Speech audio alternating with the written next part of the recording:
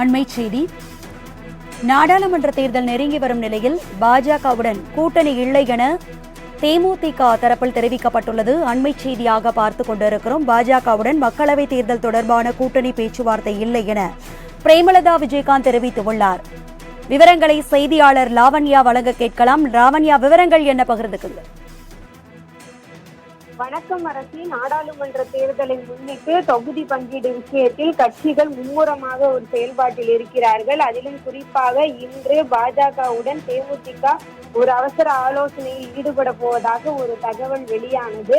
ஆனால் அந்த தகவல் முற்றிலும் ஒரு வதந்தி என்ற ஒரு அடிப்படையிலே மற்றொரு செய்தியானது வந்திருக்கிறது.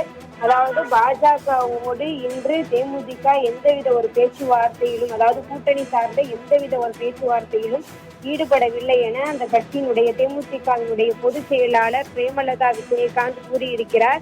இன்று தேமுதிக தலைமை அலுவலகத்திற்கு வருகை தந்த பிரேமலதா விஜயகாந்திடம் இது குறித்து செய்தியாளர்கள் தரப்பிலே ஒரு கேள்வி முன்வைக்கப்பட்டிருக்கும் பொழுது அதெல்லாம் கிடையாது என்ற மாதிரியான ஒரு விஷயத்தை சொல்லிவிட்டு சென்றிருக்கிறார்.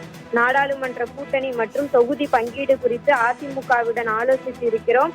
அவர்கள் இது குறித்து முடிவெடுத்த பின்னர் 3ஆம் கட்ட பேச்சுவார்த்தை நடைபெறும் எனவும் தேமுதிக நிர்வாகிகள் தெரிவித்திருப்பதாக ஒரு தகவல் கிடைத்திருக்கிறது.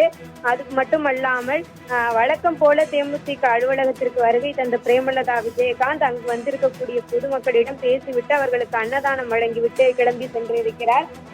ஏற்கனவே மார்ச் 1ஆம் தேதி அதிமுகவுடன் தேமுதிகவும் ஒரு இடையே ஒரு பேச்சுவார்த்தை நாடாளுமன்ற தேர்தல் கூட்டணி சம்பந்தமாக நடந்தது.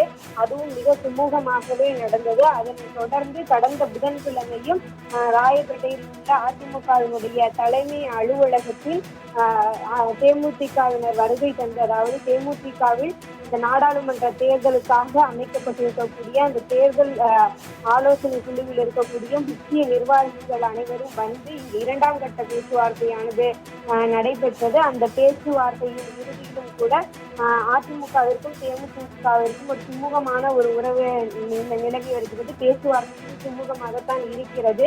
விரைவில் ஒரு நல்ல முடிவை எட்டுவோம் என்ற ஒரு அடிப்படையில் தான் அவர்களும் அந்த தகவலை கூறிவிட்டு சென்றார்கள். அதன் பிறகு ஒரு 3ஆம் கட்ட பேச்சுவார்த்தையும் இங்கு இருக்கிறது.